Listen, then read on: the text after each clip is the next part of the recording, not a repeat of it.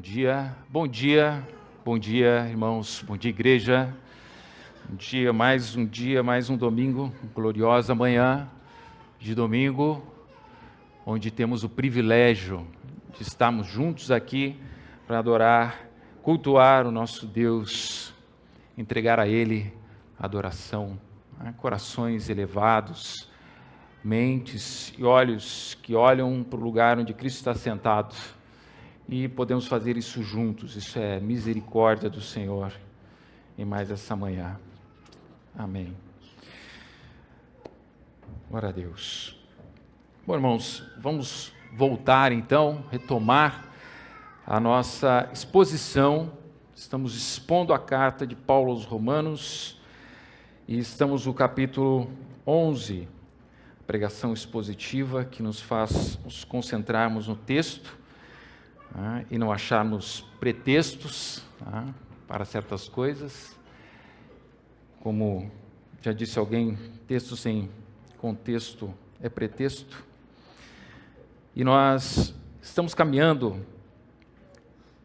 pelo capítulo 11. Então, como de costume, vamos à leitura do texto bíblico mais uma vez, vamos à oração e depois à exposição propriamente dita. Carta de Paulo aos Romanos, capítulo 11, verso 11 ao 24. A palavra do Senhor diz assim: Pergunto, pois, porventura tropeçaram para que caíssem? De modo nenhum, mas pela sua transgressão veio a salvação aos gentios, para pô-los em ciúmes. Ora, se a transgressão deles redundou em riqueza para o mundo, e o seu abatimento em riqueza para os gentios, quanto mais a sua plenitude. Dirijo-me a vós outros que sois gentios. Visto, pois, que eu sou apóstolo dos gentios, glorifico o meu ministério, para ver se de algum modo posso incitar a emulação os do meu povo e salvar alguns deles. Porque se o fato de terem sido eles rejeitados trouxe reconciliação ao mundo, que será o seu estabelecimento, senão vida dentre os mortos? E se forem santas as primícias da massa, igualmente o será a sua totalidade. Se for santa a raiz, também os ramos o serão. Se, porém, alguns dos ramos forem quebrados, e tu, sendo oliveira brava, foste enxertado em meio deles, e te tornaste participante da raiz e da seiva da oliveira, não te glories contra os ramos, porém, se te gloriares, sabe que não és tu que sustentas a raiz, mas a raiz a ti. Dirás, pois, alguns ramos foram quebrados para que eu fosse enxertado. Bem, pela sua incredulidade foram quebrados. Tu, porém, mediante a fé, estás firme. Não te ensoberbeças, mas teme, porque se Deus não poupou os ramos naturais, também não te poupará. Considerai, pois, a bondade e a severidade de Deus para com os que caíram, severidade, mas para contigo a bondade de Deus, se nela permaneceres. De outra sorte, também tu serás cortado. Eles também, se não permanecerem na incredulidade, serão enxertados, pois Deus é poderoso para os enxertar de novo. Pois se foste cortado daqui, por natureza, era oliveira brava, e contra a natureza enxertado em boa oliveira, quanto mais não serão enxertados na sua própria oliveira aqueles que são ramos naturais. Amém. Vamos orar. Pedir ao Senhor que nos ajude nessa manhã. Senhor nosso Deus, nós viemos aqui, Senhor, em culto, em ações de graças, te louvar, bendizer o teu nome nessa manhã de domingo. Senhor, te pedir, Senhor, suplicantemente, ajuda-nos, por favor, Senhor. Como sempre te pedimos em cada manhã em que a tua palavra será exposta aqui, Senhor, te pedimos, ajuda-nos pelo teu Espírito Santo para que possamos, Senhor, compreender as revelações que tu tens através da tua santa palavra. Ajuda-nos a compreender, a discernir, e que essa palavra possa então, Senhor, entrar em nós e repousar e fazer ali morada, para que seja vida para os nossos dias. Senhor, ajuda-nos, por favor.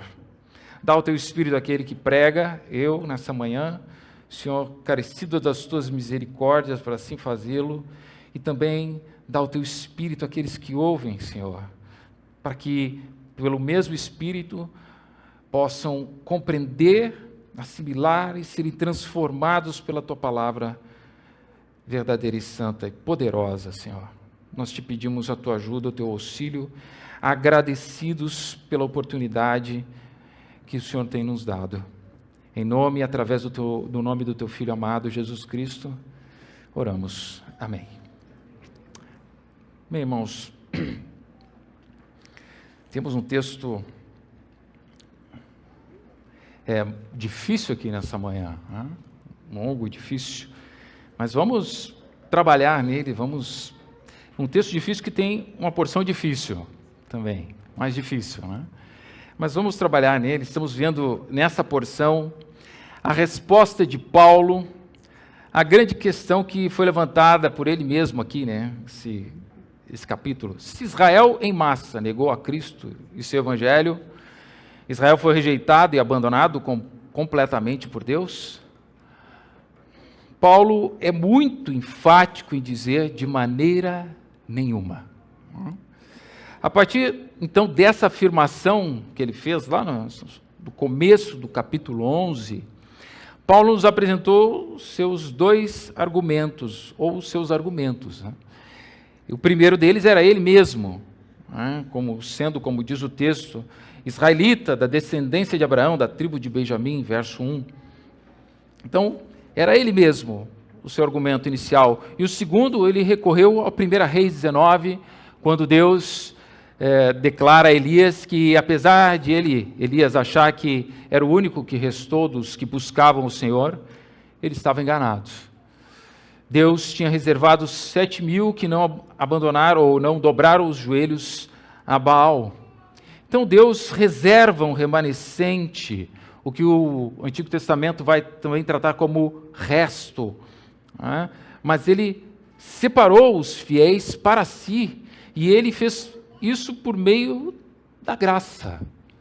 Da graça, a graça que não vem de nada do que o homem possa fazer ou deixar de fazer, mas vem exclusivamente de Deus, por meio e pelo veículo da fé.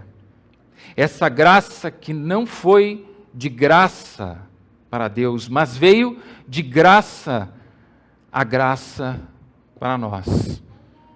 E aqui vimos, então, a fidelidade de Deus e a soberania de Deus, em que Ele mesmo separa os seus e que Ele nunca é pego de surpresa pelas situações, por qualquer coisa. Pelo contrário, Ele governa os tempos, os dias, Ele governa os corações, para que todo o seu propósito se cumpra. E mais do que nunca, se cumpram as suas promessas, elas sejam cumpridas cabalmente. E por fim, Paulo nos revelou coisas difíceis também, naquela primeira porção, nosso outro sermão, né, do 1 ao 10, no capítulo 11, que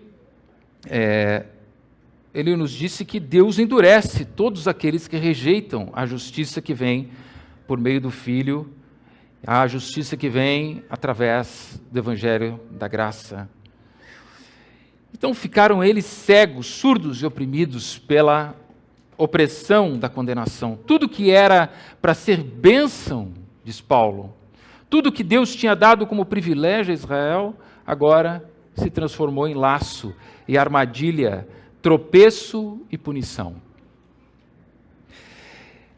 Então, feitas essa lembrança, esse resumo do sermão anterior, nós nos deparamos com a sequência aqui dos versos 11 ao 24, que são uma das passagens talvez mais difíceis de trazer o esclarecimento, ou contém mais uma daquelas passagens difíceis de trazer ao esclarecimento, mas é o que eu vou tentar fazer aqui nessa manhã, pedindo a graça do Senhor que me conduza e me capacite.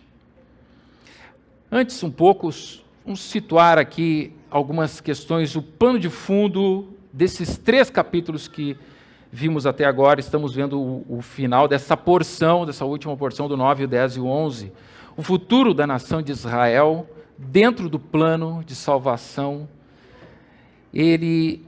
essa questão é uma questão central no que traz Paulo nesses 3 capítulos. A pergunta aqui que está de plano de fundo é: qual é o futuro da nação de Israel, uma vez que ela rejeitou Jesus Cristo e, consequentemente, Deus rejeitou a nação de Israel, entregando o seu reino a outros povos. Então, é exatamente essa temática que Paulo traz aqui nesses capítulos da Carta de Romanos, e a sessão que nós estamos estudando, estamos vendo isso, e vamos ver mais. De forma geral, irmãos, existem 2 posições teológicas sobre o futuro de Israel, né, que eu já quero trazer antecipadamente aqui. Que a primeira sustenta que Deus ainda não cumpriu plenamente todas as suas promessas a Israel. Segundo essa perspectiva, ainda falta o cumprimento da promessa da terra, da ocupação total, da extensão de toda a terra prometida. Ainda falta o cumprimento da promessa de que um descendente de Davi, Jesus Cristo, se assentará no trono de Israel, o que aconteceria literalmente quando Jesus voltar e reinar sobre o mundo durante 1000 anos. Segundo essa perspectiva, nesse período, Israel seria algo como o centro do mundo, a nação mais importante de todas. Então, dessa forma, haveria um futuro glorioso ainda para Israel enquanto Estado, enquanto povo, porque Deus ainda não teria cumprido todas as promessas feitas a Abraão, Isaque, a Jacó e a Davi. Essa é a primeira posição, chamada dispensacionalista, e a segunda defende que Deus já cumpriu todas as promessas feitas a Israel. A promessa da terra foi cumprida quando Josué conduziu o povo na conquista da terra, conforme nós vemos no próprio livro de Josué, repetidas vezes também, dizendo que Deus cumpriu ali plenamente as suas promessas aos patriarcas.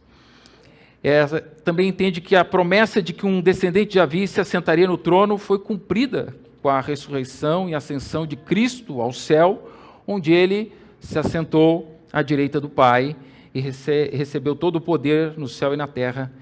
E assim o reinado de Cristo já começou e tem uma natureza espiritual. Ele reina na sua igreja e nos corações do seu povo, e encaminha a igreja para a glória derradeira.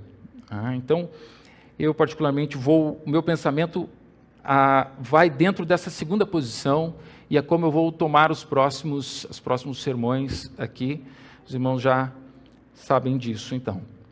Dito isso,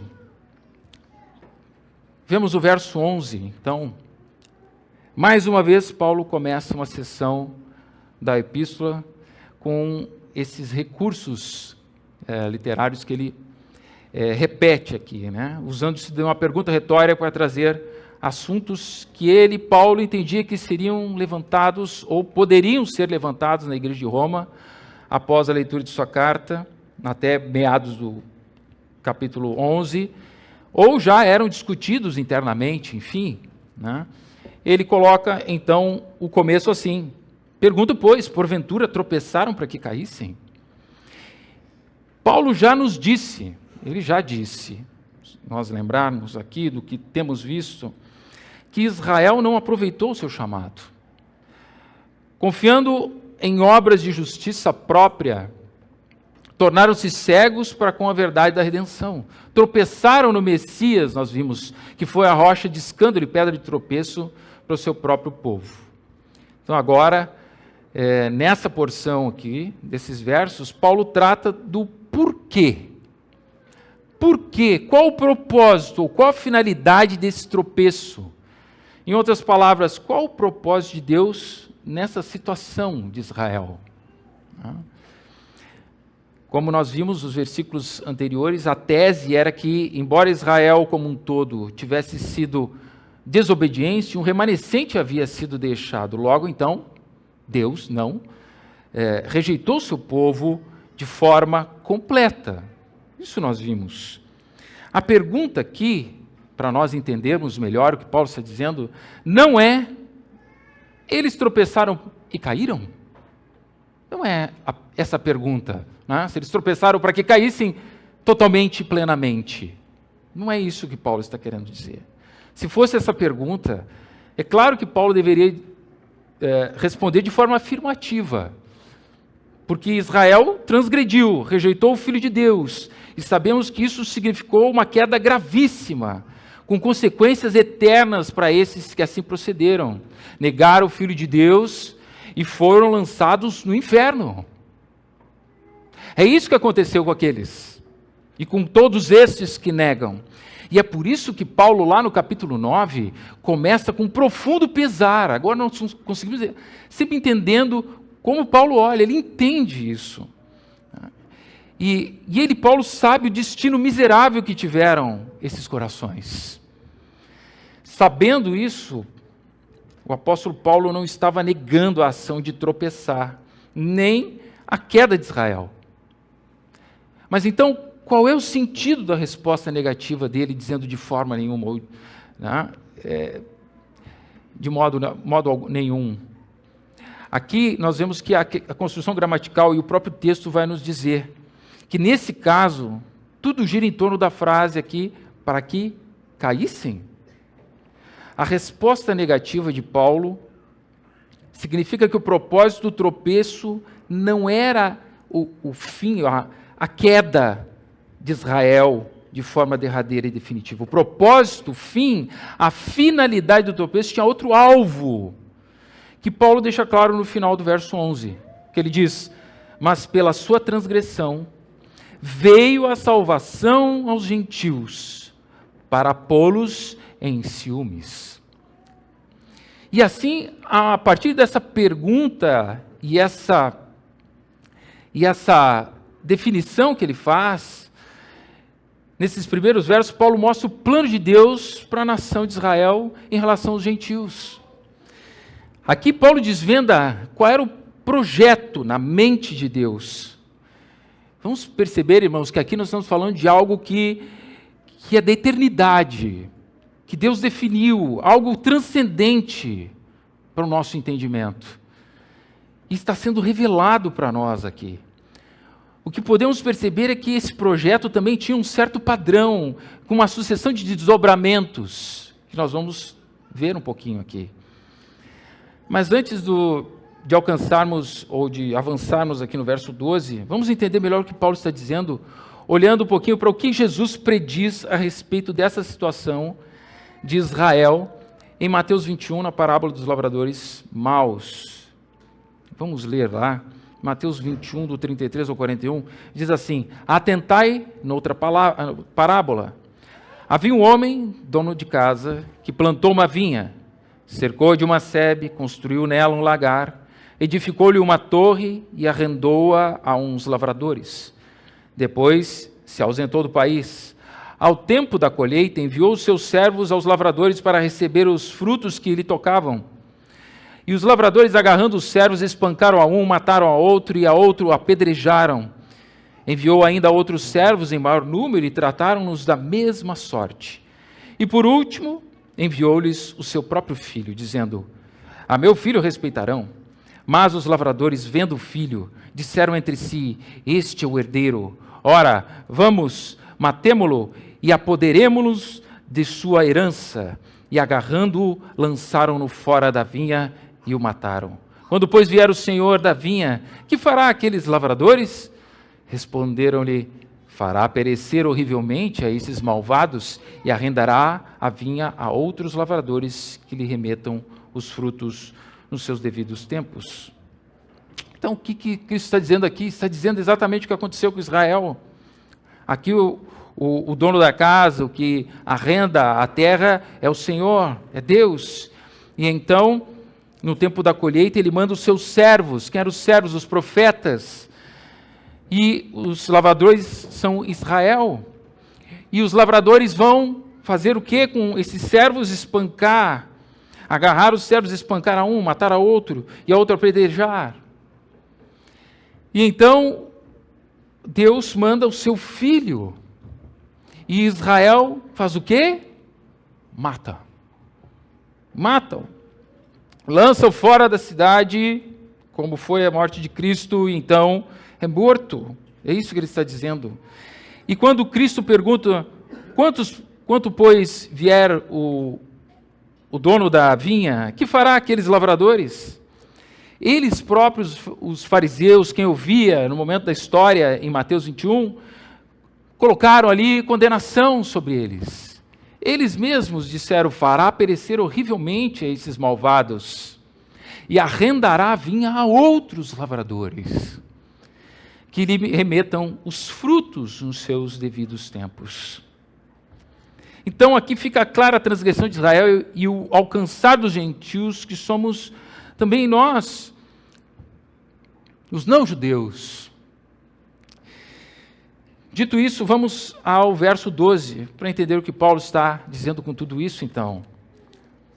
Falamos, entendendo o que Paulo disse no verso 11, então ele diz assim, no verso 12, ora, explicando agora o que ele acabou de falar. Se a transgressão deles, quem? Israel, redundou em riqueza para o mundo. E o que é a riqueza para o mundo? É a salvação dos gentios. Se estendeu a salvação ao mundo. E o seu abatimento de Israel, rejeitando a Cristo, redundou, diz, em riqueza para os gentios, e a riqueza aqui é o ganhar a salvação em Cristo Jesus, quanto mais a sua plenitude, que Paulo aqui tem na expectativa de que Deus haverá de ter cumprido tudo o que ele prometera, a salvação chegará, terá alcançado, então, não somente os gentios, mas também os judeus de forma completa. Que será a sua plenitude? Então, até aqui, nessa primeira parte do verso 11 e 12, vemos como a queda de Israel abriu caminho para a salvação dos gentios. E vemos que aqui Paulo já começa a dar uma centelha do que ele falará, paradoxalmente, para que Israel no futuro também seja salvo. O plano de Deus era a queda dos judeus abriria a porta para a salvação dos gentios. Os gentios que se convertessem provocariam ciúmes no povo de Israel. E aqueles judeus, aquele povo, então, por causa do ciúme, seriam incitados a se converterem a Jesus Cristo. Esse é o plano. Esse é o plano de Deus da eternidade. O que Paulo revela aqui, mostrando então que Deus tinha um propósito com a queda de Israel, com o endurecimento dos judeus e a incredulidade deles. E que o alvo final, vejam só, é a conversão. O alvo de Deus é a conversão. Não apenas dos gentios, mas também de Israel. Para Cristo Jesus, o Messias. E hoje sabemos que os privilégios que dizem respeito ao que Cristo realizou, a obra salvífica e redentora, agora não existe mais judeu ou gentil. E os gentios passaram a ser co-herdeiros, membros do mesmo corpo e coparticipantes da promessa de Cristo Jesus, por meio do Evangelho. Como vimos em Efésios capítulo 3, nós podemos ver o que Paulo fala mais detalhadamente. Porém, isso não significa que Israel não mais cumpra qualquer desígnio particular na realização do propósito salvador de Deus, falando do tempo futuro. Então, vejam, irmãos, que fantástico esse desfecho que temos aqui. A incredulidade de Israel visa a restauração de sua própria fé. Também. Assim como traz salvação para os gentios, ela também tem em vista a salvação deles mesmos. E a sua queda visa a sua ascensão como possessão de Deus. Que, quando nós vemos algo, essa construção que Paulo está revelando para nós, talvez nós possamos antecipar um pouquinho o que ele fala no capítulo 11, ao seu final, verso 33, quando ele diz, Ó profundidade da riqueza, tanto da sabedoria como do conhecimento de Deus. Esses meios que Ele usa para chegar ao fim que Ele decreta. E que Ele quer, aqueles próprios corações endurecidos que quiseram se endurecer contra Deus, Ele os utilizará para bem de um povo que não são eles e no futuro para eles mesmos. Então, se hoje fomos alcançados por Deus para a salvação, isso foi por causa da transgressão também do povo de Israel. Deus usa meios para cumprir seus propósitos. E aqui Ele utilizou essa queda para buscar e alcançar os seus.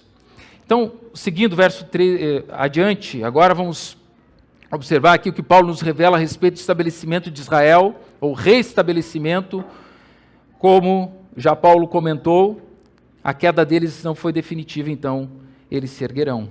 Verso 13 até o 16, nessa parte dos versículos 13 e 16, e na verdade até o 24, Paulo está se dirigindo aos gentios da igreja de Roma, que também somos nós, aqueles que não são judeus. Mas aqui ele está se dirigindo aos gentios da igreja de Roma. Como nós temos visto, haviam gentios, judeus convertidos na igreja de Roma, e gente de outros povos, enfim, eram os gentios, todos os que não são judeus, convertidos na igreja. Então, Paulo aqui vai deixar claro que ele não revelou, ou que ele não tinha, algo que ele não tinha revelado antes, em nenhum outro dos seus escritos, nem em outra carta, mas ele vai trazer aqui uma alegria, uma motivação para fazer o que ele faz. Paulo está dizendo, nesses versos, quando ele diz, dirijo-me a vós outros, que sois gentios, visto, pois, que eu sou o apóstolo dos gentios, glorifico o meu ministério, para ver se de algum modo posso incitar a emulação os do meu povo e salvar alguns deles. Paulo, esse judeu chamado para ser apóstolo dos gentios, está dizendo que ele glorifica seu ministério em chamar gentios e mais gentios para Cristo. Por quê? Porque quanto mais gentios se converterem, mais gerará ciúmes em Israel. Mais gerará ciúmes em Israel. E mais judeus são incitados à emulação, como ele diz, né? Com o fim de serem convertidos. Essa emulação, essa competição, deles olharem para os gentios e dizerem, não, mas espera aí, eu quero o que eles têm. Não é possível, Jesus era judeu como nós, e isso tudo ser revelado a eles. E venha então a conversão dos judeus, buscando o Senhor, aceitando a verdade da cruz, aceitando o próprio Cristo. É isso que ele quer dizer.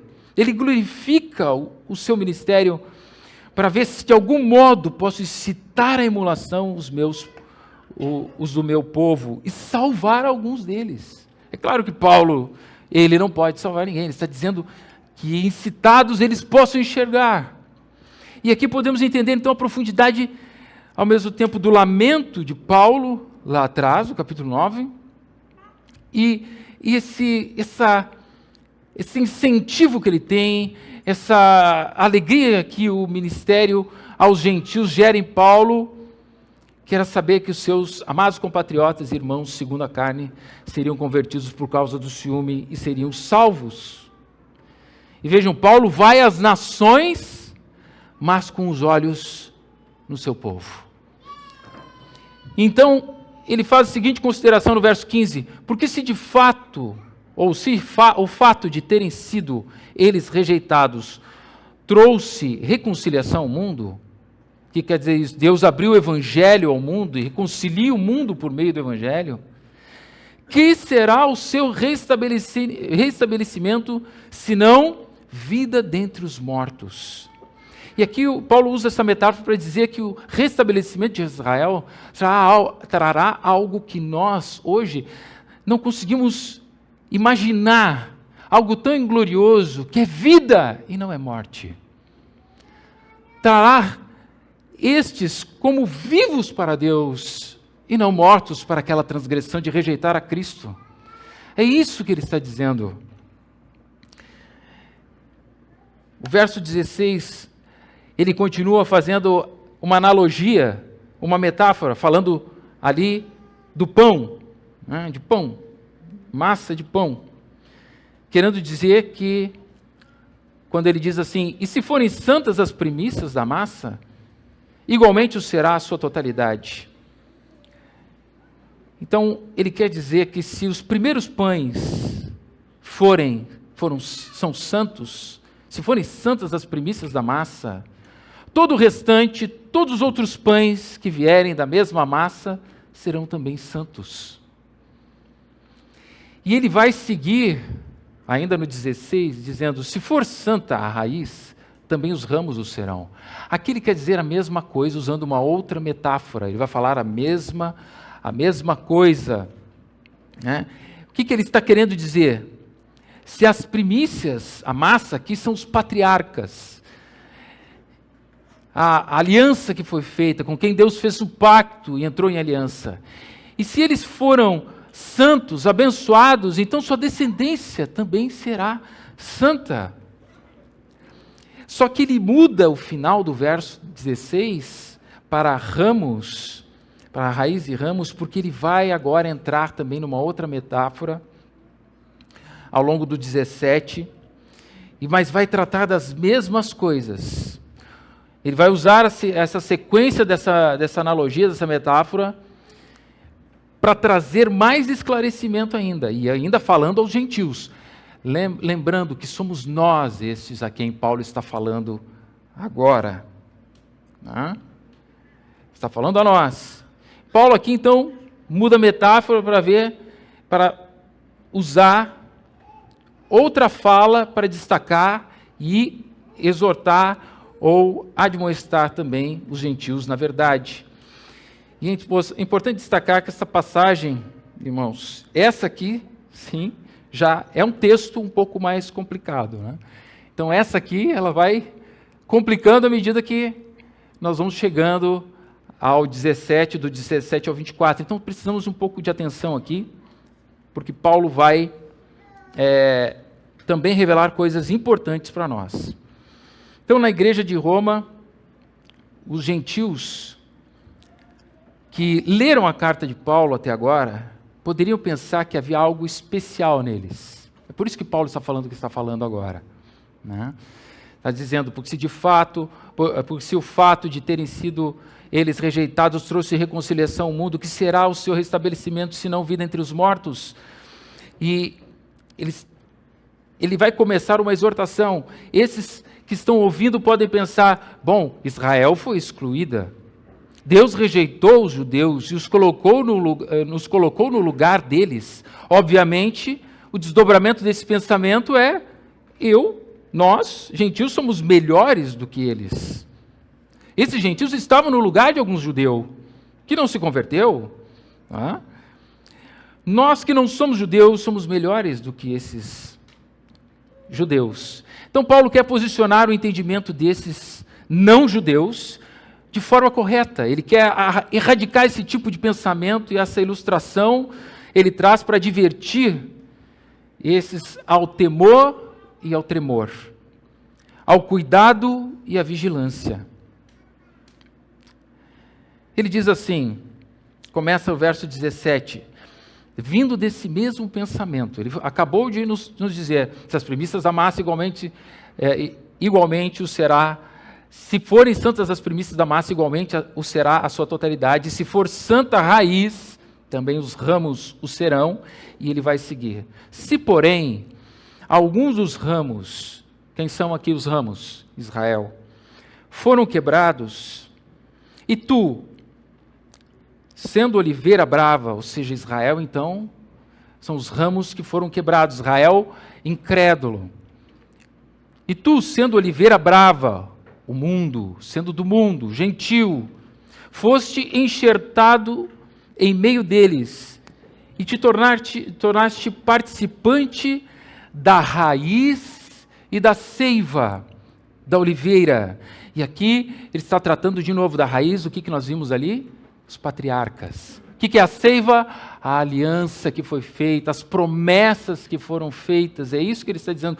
Nós, os gentios, nós fomos enxertados, então agora participamos dessa aliança, participamos dessas promessas feitas aos patriarcas. Efésios 2, 12 ao 13 vai dizer: naquele tempo estavais sem Cristo, separados da comunidade de Israel, estranhos às alianças da promessa, não tendo esperança e sem Deus no mundo. Mas agora, em Cristo, vós, que antes estavais longe, fostes aproximados pelo sangue de Cristo. Os gentios estavam afastados, mas foram enxertados na aliança por meio de Cristo. Ainda em Gálatas, capítulo 3, verso 28 e 29, não há judeu, nem grego, não há escravo nem livre, não há homem nem mulher, porque todos vós sois um em Cristo Jesus. E se sois de Cristo também sois descendência de Abraão e herdeiros segundo a promessa. É isso que Paulo está falando aqui. Se estáis em Cristo, se sois de Cristo, também sois descendência de Abraão, sois da raiz, herdeiros segundo a promessa da seiva da oliveira. Os gentios que creem fazem parte da descendência espiritual de Abraão. Continuando, o que ele diz depois de falar essas coisas no verso 17? Se, porém, alguns dos ramos foram quebrados, e tu, sendo oliveira brava, fostes enxertado em meio deles, e te tornaste participante da raiz e da seiva da oliveira, verso 18, não te glories. Primeira advertência de Paulo, não te glories. Essa advertência é para nós, é para os gentios. Não te glories contra os ramos, Israel de novo. Porém, que ele diz, se te gloriares, sabe que não és tu que sustenta a raiz, mas a raiz a ti. Não pense o contrário, que vocês agora são mais do que poderiam pensar que são. Vocês entraram, a palavra, Deus traz ao mundo o evangelho através de Israel. Não pensem vocês, gentios, que vocês são mais do que o foi feito em Israel. Verso 19, dirás, pois, alguns ramos foram quebrados. Sim, eles vão dizer, Israel incrédulo foi quebrado, para que eu fosse enxertado. Puxa vida, como eu sou bom, né? Como Deus me amou mais do que eles. Poderia ser esse o pensamento.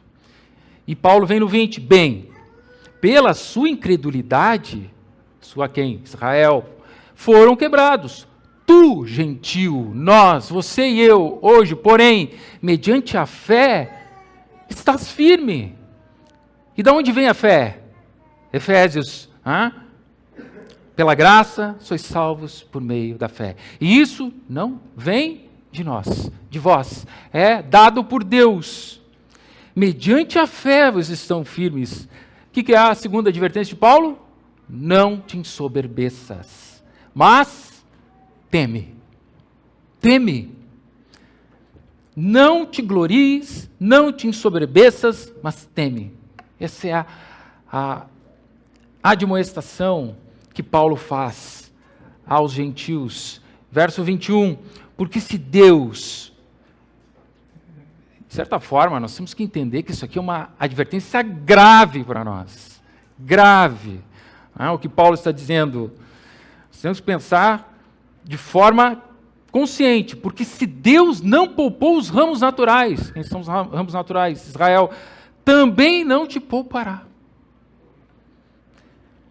Verso 22, considerai, pois, a bondade e a severidade de Deus, para com os que caíram, Israel, incrédulos, severidade, lançados na perdição eterna, inferno.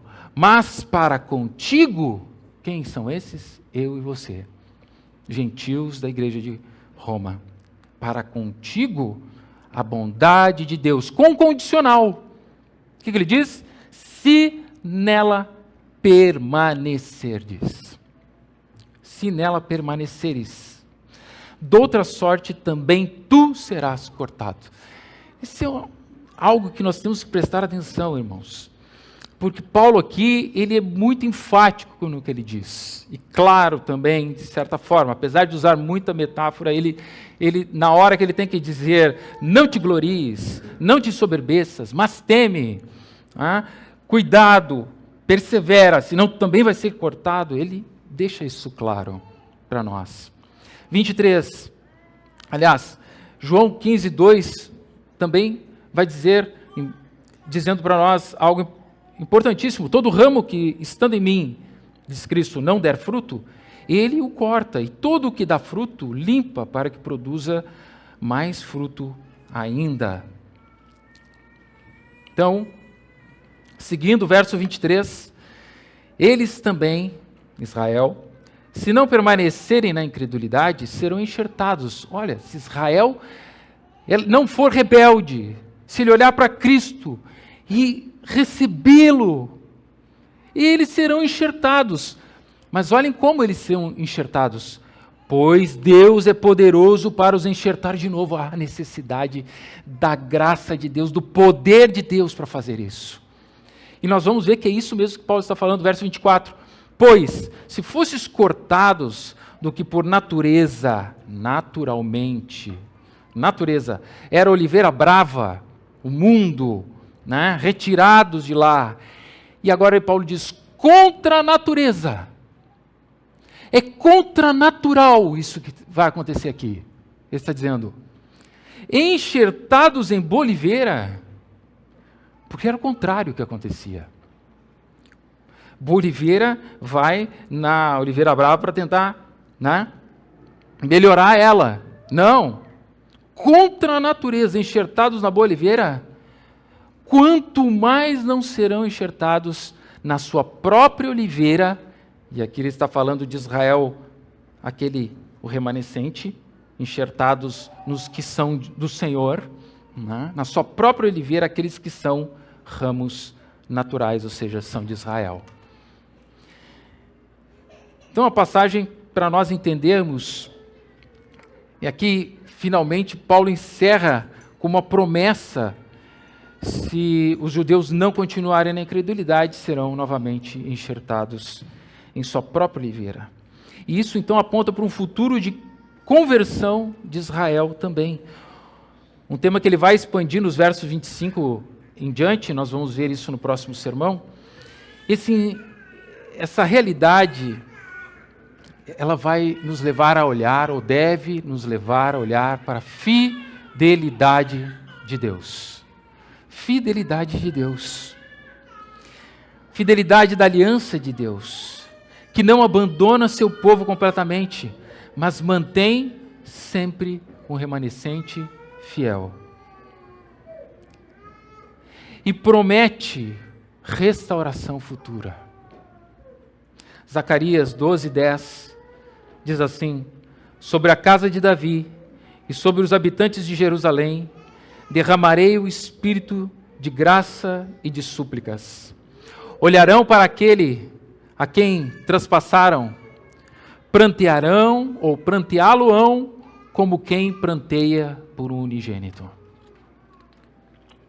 Olhem o que acontecerá com Israel. Olharão aquele que traspassaram. Isso é fantástico que Deus faz. Paulo está falando conosco nessa manhã, irmãos. Deus, através de Paulo, está falando conosco, e nós devemos considerar aqui a bondade e a severidade de Deus. Ele cortará fora todo ramo que não dá fruto, que não crê no Filho, que diz que crê no Filho, mas vive uma vida de transgressão, uma vida de negação de seus pecados. Era o que Israel fazia. Ele cortará todo aquele que nega o Filho, aquele que de alguma forma ou de outra nega a justiça de Deus em Cristo Jesus. Aqueles que têm um vocabulário, talvez, piedoso. Israel era zelosa, né? A nação de Israel era zelosa. Um vocabulário piedoso, mas mesmo assim, mesmo tendo vocabulário piedoso, dizendo crer na cruz, desprezam com seu modo de vida. Porque, na verdade, creem que, de alguma forma, seus méritos, seu dinheiro, sua sabedoria, suas habilidades, os farão serem melhores do que os outros, aptos para que Deus os receba. O pior cego é aquele que não quer ver. Quando Jesus se aproxima, lembremos de Marcos 10, de Bartimeu, o cego, e pergunta para ele: que queres que eu te faça? O que ele prontamente diz? Mestre, que eu torne a ver. Há um desejo de enxergar, de ver, de contemplar. Os gentios, nós, estamos sendo admoestados, instados à humildade, não à arrogância. Nós estamos sendo instados à pobreza de espírito e não à altivez dos olhos. Estamos sendo exortados a nos humilharmos diante da verdade de que não somos nós que sustentamos a raiz, mas a raiz que sustenta a nós. E se perseverarmos até o fim, então alcançaremos aquilo para o qual fomos alcançados. Deus sustentará aqueles que buscam serem sustentados por Ele. E então permaneceremos. Senão seremos cortados. Por outro lado, temos a graça e a esperança nesse texto. Temos a perspectiva da graça de Deus quando vemos que sua misericórdia abre caminho ou caminhos impensáveis, como vemos aqui, como ele está fazendo com Israel. Ele alcança os improváveis. Somos nós. Somos nós. Não deixando que qualquer falha, transgressão, erro, desobediência possa se levantar como um fato que impeça os planos de Deus de serem cumpridos. Estamos seguros que Deus encontrará a seu tempo os seus. Ele nos encontrará, Ele nos encontrou. Ele os buscará no tempo e os recolherá para si. Ele os conduzirá ao arrependimento e fé em Jesus Cristo. Ele os conduzirá a amar o Filho como ele deve ser amado. A ser desejado o Senhor dos Senhores, o Deus sobre todas as coisas. Nós cremos nisso. Ele nos conduzirá. Não nós temos que suplicar e clamar. Ele nos conduzirá. Ele nos amou, Ele amou a cada um de nós aqui, Ele nos buscou no tempo, Ele cumprirá os seus propósitos. Zacarias 8,13, Deus fala a Israel: há de acontecer, ó casa de Judá e casa de Israel, que assim como fostes uma maldição entre as nações, assim vos salvarei e sereis uma bênção. Zacarias capítulo 8, verso 13. Vos salvarei e sereis uma bênção. E ele diz, tanto a Israel quanto a nós, em 1 Pedro, capítulo 1, versos 3 a 5, ele diz: bendito Deus e Pai de nosso Senhor Jesus Cristo, que segundo a sua muita misericórdia, nos regenerou para uma viva esperança, mediante a ressurreição de Jesus Cristo dentre os mortos. Sim, uma viva esperança. Aqueles que esperam no Deus glorioso e supremo, devemos contemplar o poderoso Senhor, compassivo e misericordioso, um Deus que é Senhor dos tempos e da história, e clamar a Ele, buscar o seu perdão, buscar o perdão de um Deus que pode mudar a sorte desses contradizentes que somos nós, e conduzir-nos à cruz de Cristo. Se há alguém também ainda nessa manhã que de alguma forma não se arrependeu dos seus pecados, que estava iludido quanto a isso, que talvez analise e veja que tem negado que é um pecador, merecedor da condenação, como Israel, na sua transgressão, entendeu que era e foi. Se você quer voltar aos seus caminhos maus, admitir que é um pecador e que precisa de Cristo para ser livre da ira de Deus e ser acolhido por Ele em seu reino, ore, peça ao Senhor para que Ele perdoe os seus pecados, para que Ele mostre que a obra de Cristo na cruz recebe e perdoa estes, todo aquele que crê. Todo aquele que crê. É isso que Deus nos mostra, a sua misericórdia, a sua graça, a esperança, a sua severidade, a sua advertência para nós. Que nós possamos nos manter firmes, permanecer ligados a Ele, para que possamos viver para a glória de Deus e para a nossa alegria. Amém? Amém, irmãos. Vamos reclinar nossa cabeça, vamos orar. Senhor nosso Deus, bendito Deus, só Tu podes, Senhor, transformar a Tua palavra em vida. Só Tu, Senhor, pode transformar corações, ó Deus, tirar o coração de pedra e colocar corações de carne, colocar o Teu Espírito, Senhor, dentro de nós e fazer com que venha a vida. Só Tu, Senhor, pode fazer. E nós, suplicando aqui, Senhor, sabemos que o Senhor também já está falando conosco. Aqueles que ouviram a palavra temem e tremem. Tem cuidado.